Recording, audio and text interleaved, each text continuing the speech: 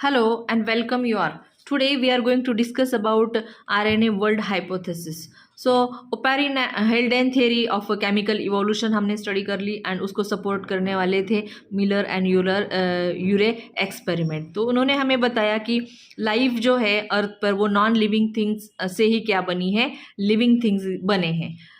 Now like begets like, यानी एक organism से दूसरा ऑर्गेनिज्म प्रोड्यूस होने के लिए क्या चाहिए, जेनेटिक स्टेबल ऐसा जेनेटिक मटेरियल चाहिए और सेल्यूलर मशीनरी चाहिए जो क्या करे, वो सेल को सर्वाइव करने के लिए, उसको रिप्रोड्यूस करने के लिए ज़रूरी है। ठीक है, तो यहाँ पे जो सर्टन प्रोटीन्स जो है जिनको हम एंजाइम्स भी कहते हैं, एंजाइम्स आर बेसिकली प्रोटीन्स। तो एंजाइम्स क्या करते हैं, दे कैटालाइज द केमिकल रिएक्शन। ये हमें पता चल गया कि सेल में काफ़ी सारे जो केमिकल रिएक्शन है they are catalysed by the enzymes. So in the 1980 Sidney Altman and Thomas Cech independently इन्होंने सेपरेटली क्या किया, ये एक्सपेरिमेंट्स कैरी आउट किए and they found that RNAs can also act as a biocatalyst. तो उनका कहना था कि आरएनए जो है, आरएनए भी एंजाइम की तरह काम कर सकते हैं, बायो कैटालिस्ट वो काम उन्होंने किया हो सकता है।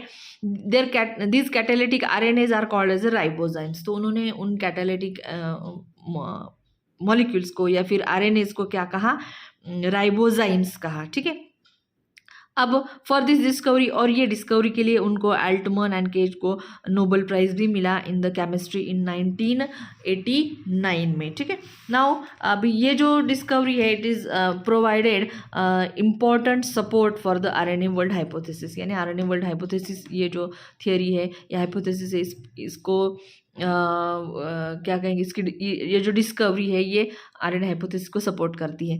The hypothesis suggest that early life must have been based exclusively on nucleic acid. So early जो लाइफ है वो बेस्ड ऑन किस पर बेस्ड हुई होगी, तो न्यूक्लिक एसिड्स, और न्यूक्लिक एसिड्स में भी दो न्यूक्लिक एसिड्स है, आरएनए और डीएनए। तो बेसिकली सबसे पहले आरएनए जो है, आरएनए ने ही क्या किया होगा, एक न्यूक्लिक एसिड का काम किया होगा। It was the first proposed by Carl Woese. तो कार्ल वोज ने सबसे पहले ये प्रपोज किया।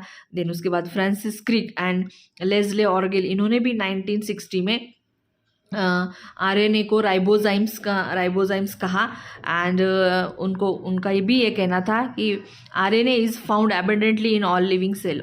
सब लिविंग सेल्स में आरएनए बहुत ज़्यादा एबंडेंटली प्रेजेंट है, स्ट्रक्चरली रिलेटेड है डीएनए से, and chains of RNA can evolve और अंडरगो म्यूटेशन। तो ये आरएनए जो है, आरएनए के चेन्स ये इवॉल्व भी हो सकते हैं, यानी उनमें म्यूटेशन हो सकता है, उसमें चेंज भी हो सकता है, वो रिप्लिकेट भी हो सकता है।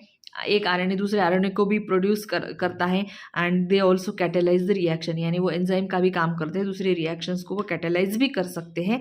सो ये हाइपोथेसिस का कहना है that all support this hypothesis. तो ये जो आरएनए की जो ये सारी कैरेक्टरिस्टिक्स है ये क्या करते हैं, आरएनए हाइपोथेसिस को सपोर्ट करते हैं। अब आरएनए जो है it is form from the inorganic sources से वो फॉर्म हुआ। ये आरएनए सेल्फ रिप्लिकेट भी होता गया। सो वाया राइबोजाइम्स की हेल्प से आरएनए खुद दूसरे आरएनए की मदद से आरएनए जो है वो रिप्लिकेट भी होता गया।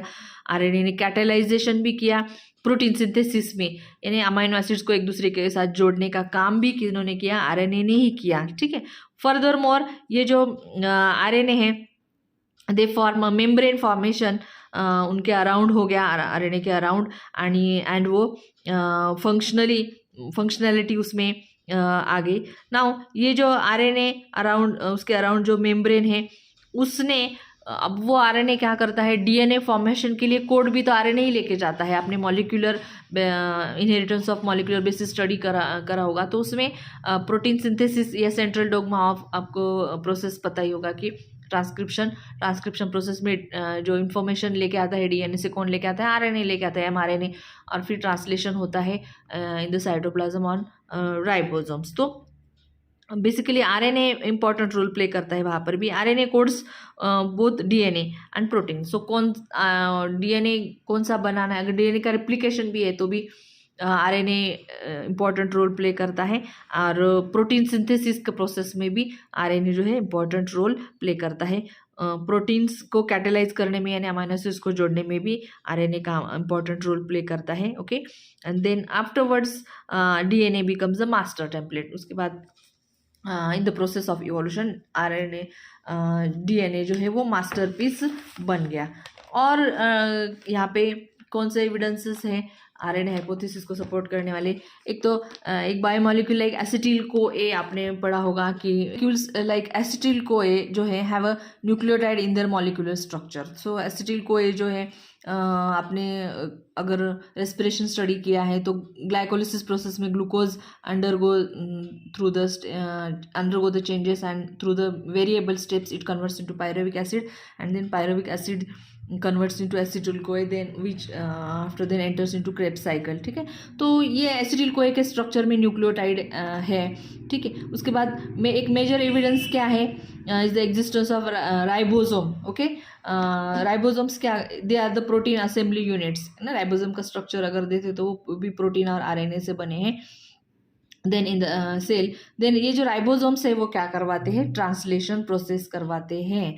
यानी जो एमआरएनए ने जो भी कोड लेके आया है डीएनए से उसको डीकोड किया जाता है with the help of ribosomes. Okay, and ये जो प्रोसेस है it is catalysed by RNA. तो मॉलिक्यूलर बेसिस ऑफ इनहेरिटेंस में इसके डिटेल्स आपको स्टडी करने आपको मिलेंगे. ठीक है, now the molecules, these molecules might have undergone the repeated replications. तो ये आरएनए के मॉलिक्यूल्स जो है उसमें रिपीटेडली रिप्लिकेशन हुआ होगा, म्यूटेशन हुआ होगा, and they forming varieties of RNA molecules. अलग अलग डिफरेंट टाइप के आरएनए मॉलिक्यूल्स फॉर्म हुए होंगे एंड विथ वेरिंग साइज, अलग अलग साइज के.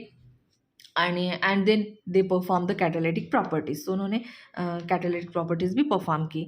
Eventually they might have developed their own protein codes. तो बाद में उन्होंने अपने अपने प्रोटीन कोड्स भी फॉर्म किए होंगे. ठीक है, around and the machinery to survive an assembly of a primitive cell. तो ये आरएनए जो है, आरएनए रिपीटेडली क्या हुए होंगे? उन रिप्लिकेट हुए होंगे, उनका साइज बढ़ गया, देन कैटालिटिक प्रॉपर्टी परफॉर्म की उन्होंने, एंड देन अपने अराउंड क्या किया? एक मेम्ब्रेन प्रोटीन का कोट भी फॉर्म किया, और इस तरह से एक असेंबली, एक यूनिट वहाँ पे बन गया जिसको हम प्रिमिटिव सेल कहेंगे. एंड ये इन द ड्यू कोर्स और in the course of evolution process जो डबल स्ट्रैंडेड डीएनए आरएनए से क्या बन गया होगा? डीएनए बन गया होगा, and might have been form and thus continued the ongoing journey. और इस तरह से ये जर्नी आगे कंटिन्यू हुआ होगा which resulted in rich biodiversity of Earth. So इस तरह से ये रीच बायोडाइवर्सिटी फॉर्म हुई होगी. सो यहाँ पे कहना तो यही है ये हाइपोथेसिस का कि आरएनए सबसे, डीएनए से पहले भी आरएनए जो है वो फॉर्म हुआ, आरएनए रिप्लिकेट हुआ, राइबोजाइम्स उसने एज अ काम किया, फिर राइबोसोम्स भी फॉर्म हुए, आरएनए ट्रांसलेशन हुआ, देन धीरे धीरे डीएनए फॉर्मेशन भी हुआ, और डीएनए फॉर्मेशन होने के बाद धीरे धीरे ये लाइफ और कॉम्प्लिकेटेड होती गई, कॉम्प्लेक्स होती गई, और आज की जो रीच डाइवर्सिटी है वो फॉर्म हो गई. यही इस हाइपोथेसिस का कहना है. So this is all about the RNA hypothesis. Thank you for watching.